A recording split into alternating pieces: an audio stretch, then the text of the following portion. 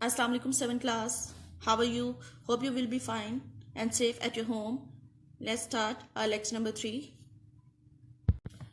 जी, आज हम पढ़ेंगे शेरशाह सूरी और उसकी दौरे हुकूमत के बारे में। ठीक है जी। शेरशाह सूरी कौन था और उसकी हुकूमत। हमने हुमायूं के जो है वो टॉपिक में पढ़ा कि शेरशाह सूरी की हुकूमत आई और उसके साथ जो है वो मुहिम्मात चली हुमायूं की, और इस तरह से बाद में हुमायूं ने जो है वो अपने इलाकों को दोबारा हासिल किया।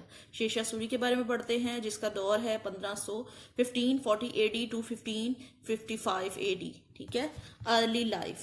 ठीक है। The real name of Sher Shah Suri was Farid Khan. He was born in 1486 AD। ठीक है, जो असल नाम है शेरशाह का वो जो है फरीद खान है। वो 1486 में पैदा हुआ। उसके बाप हसन खान सूरी जो है वो जौनपुर के राजा का जो है वो आर्मी को ज्वाइन किया हुआ था और जो है वो एक जनरल था। ठीक है। इसके अलावा शेरशाह सूरी के बारे में बताया गया है कि शेरशाह सूरी जो है वो उसका बचपन सहराम में गुजरा और जो है वो शुरू से ही जो है वो सैर तफरी का और शिकार का शौकीन था। ठीक है, वो बहुत ज़्यादा हार्ड वर्किंग और बहुत ज़्यादा बहादुर था और जो है वो अमली सरगर्मियों में बहुत ज़्यादा हिस्सा लेता था।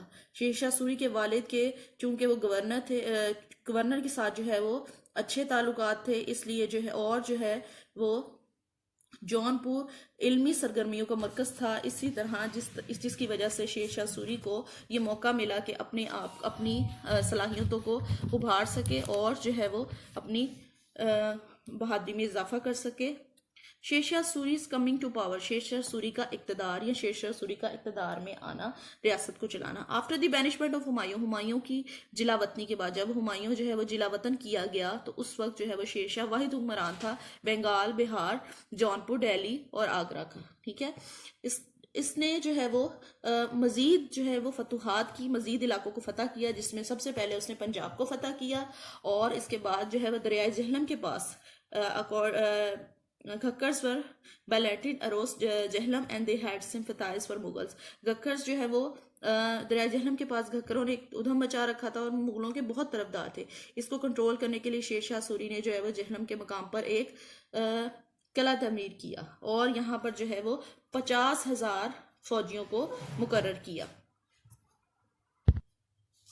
उसके बाद जो है वो 1541 से 42 तक जो है वो बंगाल और मलबा को फतह किया और जो है वो यहाँ जो है वो शेरशाह ने महसूस किया कि यहाँ पर जो है वो एक राजा का मारवाड़ा का राजा जो है वो कब्जा कर चुका था, जिसकी वजह से जो है वो शेरशाह चाहता था कि वो भी इन इलाकों को फतह करे। ठीक है। उसने अजमेर शरीफ के मकाम पर राजा की फोर्सेस का सामना किया और जो है वो उसमें उसको शिकस्त ही हुई। ठीक है, लेकिन उसने अपने चलाकी और होशमंदी से काम लिया और इस तरह से वहां राजपूतों को शिकस्त देकर करीबी इलाकों पर कब्जा कर लिया। Conquest of Kalinjar and death of Sher Shah.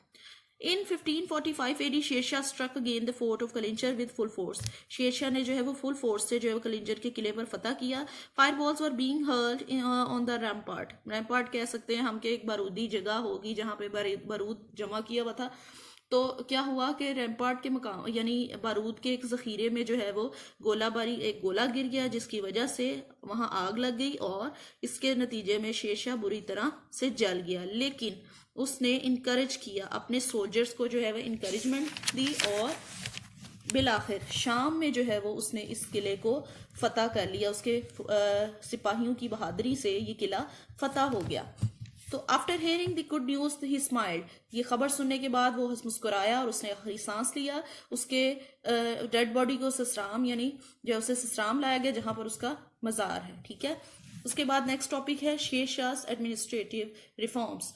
Sher was the first ruler of India who laid down an administrative structure for the welfare of the common people. Sher Shah जो है वो वाहिद हुक्मरान था जिसने आम लोगों की भलाई और आसूदगी को सामने रखा। उसने अपने 5 साल दौरे हुकूमत में जो है वो अपनी अस्करी यानी अपनी जो फौजी मसरूफियात के बावजूद इंतहाई कामयाब इस्लाहात नाफिज की, जिससे उसे ये समझ में आया, वो ये समझता था कि जो एक हुक्मरान होता है वो रियासत को कामयाब तरीके से चलाने पर तभी कामयाब हो सकता है जब वो अवाम की ज़रूरियात को पूरा कर सके। उसने अपनी समझदारी और दूरअंदेशी से अपने सियासी मामलात और इंतज़ामी मामलात को चलाया और लोगों की भलाई के लिए काम किया। ठीक है, यहाँ पर कुछ एडमिनिस्ट्रेटिव इस्लाहात दी गई हैं। सल्तनत एडमिनिस्ट्रेशन ऑफ द एम्पायर, सल्तनत का इंतज़ाम। Empire was administratively divided into province, sarkar, फरजाना, तहसील एंड विलेज। जो है वो रियासत जो है वो सूबों, सरकार, फरजाना, तहसील और गांव पर मुश्तमिल थी। वहां पर अब किस तरह से जो है वो हेड्स मुकर्रर किए जाते थे वो बताया जा रहा है। Governor, head of the province was called subedar. Governor, head shiqdar. Head shiqdar कौन होता था? हेड शिकदार जो है वो ऑफिशियल्स को चलाता था, यानी इंतजामी मामलात को चलाता था। और जो है वो एक हेड शिकदार होता था और हेड मुंसिफ। ठीक है, head shiqdar was in charge of administrative matters. Head shiqdar जो है वो इंतजामी मामलात को चलाता था। और amin was in charge of financial matters and regulate the enforcement and collection of revenue. और जो है वो रेवेन्यू लेता था, यानी कि जो है वो इस सेंस में कह लें कि छोटे छोटे इंतजामी मामलात को चलाता था। और जो मालिया होता था, मालिया जो है वो वसूल करने का काम जो है वो हेड शिकदार का था। Head Munsif was responsible for settling the lawsuits. These two officials had some subordinate staff. इनका जो है वो एक इनके भी मजीद अहलकार होते थे, जिनमें in each Farzana there were one shikdar, a trader, एक खजांची and two scribes, 2 मुहर्रर होते थे। On one of these scribes, मुहर्रर was for keeping the records, यानी कि लिखने वाले होते थे जो ये रिकॉर्ड रखते थे हिंदी में, एंड अदर इन पर्शियन। एक जो है वो हिंदी में रिकॉर्ड लिखा जाता था और एक पर्शियन में यानी फारसी में। Patwaris, chaudharis and muqaddam were a direct link between the people and the government. यानी जो है वो पटवारी, चौधरी जो है वो इनके गवर्नमेंट के साथ ताल्लुकात होते थे, लोगों के साथ ताल्लुकात होते थे और साथ ही साथ गवर्नमेंट के साथ भी। अपॉइंटमेंट ऑफ ऑफिशियल्स, ठीक है। Shershah used to transfer his officials after even 2 or 3 years so they could not exercise under influence and misuse their powers. यानी शेरशाह सूरी की इंतज़ामी क्वालिटी ये थी कि उसने जो है वो ऑफिशियल्स को, यानी जो है वो अहलकारों को ना हर 2-3 साल के बाद तब्दील करता रहता था, ताकि कोई भी अपने किसी भी इख्तियार का फ़ायदा ना उठा सके और जो है वो रियासत लंबे अरसे तक चले।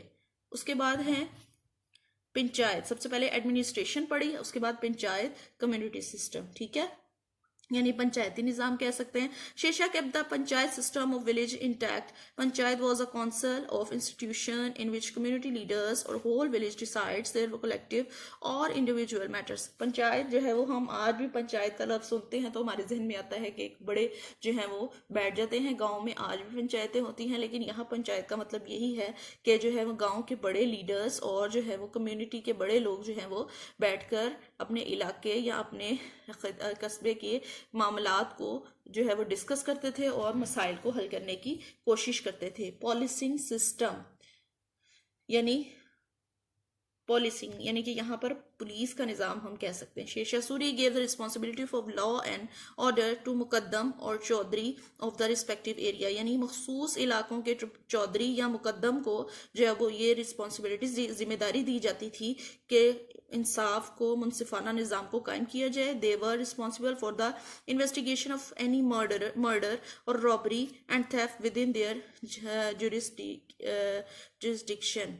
ठीक है, यानी जो है वो उनको दी जाती थी कि वो बगैर किसी जो है वो बेईमानी के जो है वो किसी कत्ल या लूट मार की जो है वो खबरगिरी करें और अपने इन मसाइल को हल करने की कोशिश करें। ठीक है, यानी मुनसिफाना निज़ाम कायम करें। ठीक है, आज का लेसन आपका यही है। इसके साथ साथ आपने सवाल number 4, question number 4 and question number 5 learn करना है। ठीक है, learn question number 4 and 5 and आपने इस सारे टॉपिक का डिक्शनरी वर्क भी किए रखना है। ठीक है, इसके साथ ही आपका आज का लेसन खत्म होता है। अपना ख्याल रखिएगा। अल्लाह हाफिज़।